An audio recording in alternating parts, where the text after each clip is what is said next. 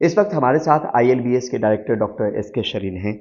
Sir, corona के मामले फिर से बढ़ रहे हैं, तो क्या कहेंगे अभी लोगों के लिए, क्या सलाह आपको और कैसे देखते हैं? देखिए, इसका भय तो शुरू से था सब लोगों को कि वायरस वापस आएगा, नए रूप में आएगा और हो सकता है नए हथियार लेकर के आए। और वही हुआ। धीरे धीरे कोरोना के केस होली के बाद से बढ़ने शुरू हुए और हो सकता है होली या हो सकता है कि उससे पहले में लोगों के मिलन से ये वायरस स्प्रेड करने लगा। जो अभी वेरिएंट है XBB.1.16, ये वेरिएंट बहुत जल्दी स्प्रेड करता है, बहुत इन्फेक्टिव है। 2 दिन के अंदर इसकी तादाद बढ़ जाती है और इसके कारण एक से दूसरे में जब तक पता लगता है कि कोई लक्षण आए तब तक दूसरे में वो चला जाता है वायरस।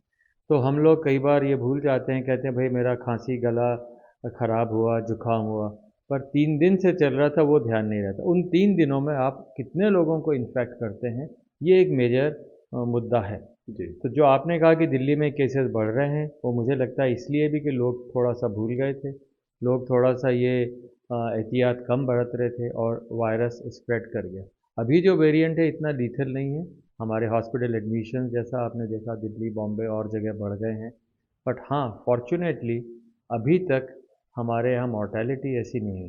पर पिछली बार भी आप लोगों को याद होगा कि मॉर्टेलिटी 3-4 हफ्ते के बाद पता लगती है। जी, 15 वो दिनों के बाद 15 दिनों के तुरंत। बाद पता लगती है और वो इसलिए कि जो ज़्यादा एल्डरली हुए या जो मॉर्बिडली ओबीज़ हुए या जिनको और कोई बीमारी है, उन लोगों के अंदर ये इन्फेक्शन आता है, तो एक एडिशनल कॉज़ डेथ का हो जाता है। वो हो सकता है हार्ट प्रॉब्लम हो सकता है लिवर प्रॉब्लम हो, पर एडिशनली उनको अगर कोविड हो गया, तो एकदम से मुश्किल बढ़ जाती है। मतलब कोमॉर्बिड मरीज जो हैं, कोमॉर्बिड पेशेंट्स जो हैं, उनको खास ख्याल रखने की ज़रूरत है सर। ख़ास क्या कोमॉर्बिड बहुत इम्पॉर्टेंट है। ये लोग भूल गए, कोमॉर्बिडिटी उम्र के साथ तो होती है, पर अगर यंग आदमी है वो भी ओबीज़ है। कल ही मैंने एक मरीज़ देखा, अभी भर्ती, उसको ओबेसिटी इतनी ज़्यादा थी, इतना 128 किलो के आसपास था, उसको कोविड हुआ। उसकी वेन्स में थ्रोम्बोसिस हो गया, लिवर के अंदर, वहाँ वेन्स के अंदर उसका ब्लड क्लॉट हो गया और कोविड भी बहुत सीवियर हुआ। तो मैं ये चाहूँगा इस आपके माध्यम से कि जो लोग ओवरवेट हैं, जो ओबीज़ हैं, चाहे यंग हो चाहे एल्डरली, वो ख़ास तौर से ध्यान रखें जिस पे पहले लोगों ने ध्यान नहीं दिया। और कोविड के बाद में बहुत समय तक कॉम्प्लिकेशंस ये हो सकती हैं। लंग की कॉम्प्लिकेशंस हैं, हार्ट की कॉम्प्लिकेशंस, किडनी की हैं और कभी कभी ब्रेन की भी हैं। ये परसिस्ट कर सकती हैं, लॉन्ग कोविड हो सकता है।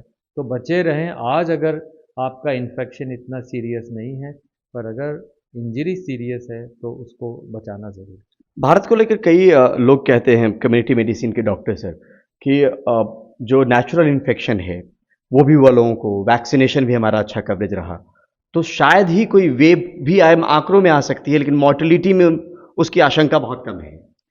ये उनका जनरल एक्सपीरियंस बिल्कुल सही है। पब्लिक हेल्थ की नॉलेज भी यही कहती है कि अगर आपकी हर्ड इम्यूनिटी हो गई, मतलब बहुत सारे लोग इफ़ेक्टिव वैक्सीनेशन से या उनसे बचे हुए हैं, तो ज़्यादा सीरियस बीमारी नहीं हुई। पर वेरिएंट पे डिपेंड करता है कि नेक्स्ट वेरिएंट कितना सीरियस आता है और हमारी वैक्सीन की एफिकेसी कितने दिन तक रहती है। हमारे यहाँ बहुत से लोग हैं जिन्होंने सेकंड डोज़ भी नहीं लगवाई। बहुत से ऐसे हैं जिनको बूस्टर नहीं लगवाई, जिन्होंने थर्ड डोज़ नहीं लगवाई। उसका अभी भी तो 24% ही है। हाँ, तो अगर हम बचना चाहते हैं, मेरी अपनी सलाह है कि अपना बूस्टर या सेकंड डोज़ ज़रूर लगवाएँ। और अब तो नेज़ल वैक्सीन है, सिर्फ़ आपको नाक में ड्रॉप डालने हैं, तो बहुत इफ़ेक्टिव वैक्सीन है, वो भी आप नेज़ल ड्रॉप्स डाल कर के फिर कुछ महीनों तक बचे रह सकते हैं। और भारत ने तो एमआरएनए वैक्सीन बना ली है, इतनी इम्पॉर्टेंट, जो यूएस की 2 कंपनीज़ ने बनाई थी, मॉडर्ना और फाइज़र ने, वो भारत के अंदर भी एमआरएनए वैक्सीन है। तो वैक्सीन अवेलेबल है। मैं चाहूँगा कि वो पब्लिक मार्केट के अंदर अवेलेबल हो, अभी सरकारी माध्यम से अवेलेबल है। तो जैसे हेपेटाइटिस बी की वैक्सीन है, हर दुकान पे मिल जाती है। तो उसी तरीके से अगर कोरोना की वैक्सीन हर दुकान पे मिलने लग जाए, चाहे कैसे भी आप कंट्रोल करें, मॉनिटर करें, पर वैक्सीन अगर अच्छी है तो लोग बचे रहेंगे। जो समझदार लोग हैं, गाँव के लोग हैं, उन सबको हम अगर एहतियात दें, मेरे ख्याल से first step is vaccination, adequate booster dose and if you can, I would say कहीं भीड़ भाड़ में आए तो मास्क जरूर लगाएं। मास्क की वापसी भी हो गई है सर, तो हॉस्पिटल में भी आप लोग ख्याल रख रहे होंगे मास्क को लेकर बिल्कुल सर? रखते हैं साहब। हॉस्पिटल तो बिना मास्क के चलते नहीं हैं, कहीं भी जाएं, क्योंकि लोग कहाँ से आ रहे हैं ये नहीं मालूम। अगर आपको इन्फेक्शन हो गया, डॉक्टर को, नर्स को, टेक्नीशियन को हो गया, तो वो तो फिर और सारे लोगों को पूरे हॉस्पिटल में फैला सकता है। तो डॉक्टर्स के लिए, हेल्थ केयर वर्कर्स के लिए मेरी हिदायत है कि आप सब अपना बूस्टर लगवा लें, सब अपना वैक्सीनेशन का स्टेटस चेक करें, और हॉस्पिटल के अंदर या ऐसे कहीं भी वार्ड एरिया में जाएं तो ज़रूर अपने मास्क पहन के रखें, बिना उसके ना निकलें। जो लक्षण वाले लोग हैं वो अपने आप को आइसोलेशन में भी रखें साहब। लक्षण वाले आइसोलेशन में रखें। अगर कोई कोविड का मरीज़ आता है या कोविड जैसी इलनेस का भी मरीज़ आता है, खांसी, जुकाम, बुखार, लगता है कि कॉमन फ्लू होगा, तो उसके अंदर भी हमें कोविड का ज़रूर से टेस्ट कराना है। हो सकता है दोनों, फ्लू के वायरस और इन्फ्लुएंजा का वायरस और कोविड वायरस साथ साथ हो, ऐसे में कभी घातक भी हो सकता है।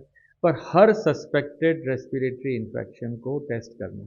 हम लोग सारा जीनोम सीक्वेंसिंग करते हैं, ILBS को एक जिम्मेदारी दी गई है सरकार की तरफ से, तो लगभग 4-5 दिन में 300 सैंपल आ जाते हैं।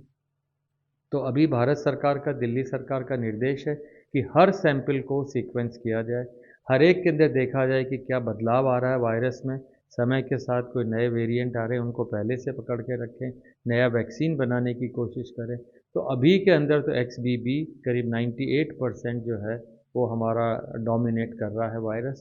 पर दो वायरसेस में, नए तरह के वायरसेस में मैरिज हो जाए तो हो सकता है नए रूप में आ जाए। तो उससे बचने के लिए मैं चाहूँगा, चाहे आप होम टेस्टिंग भी कर रहे हों, आजकल होम टेस्टिंग किट्स हैं, अगर आप होम टेस्टिंग कर रहे हैं और आप पॉजिटिव आएँ तो प्लीज़ इन्फॉर्म करिए, अपना सैंपल जमा कराइए जिससे कि उसका भी सीक्वेंसिंग हो। और अगर कहीं और में आप हैं तो आप शांति से ना रहें, please, it is a public duty, if you are suffering from infection, viral infection, respiratory infection, ज़रूर टेस्ट कराएं और इस जिम्मेदारी में कंट्री के साथ जुड़े रहें कि हाँ, हम वायरस को कैसे हराएंगे। बहुत बहुत शुक्रिया आपसे बात करने। नई दिल्ली से परिमल कुमार, NDTV इंडिया।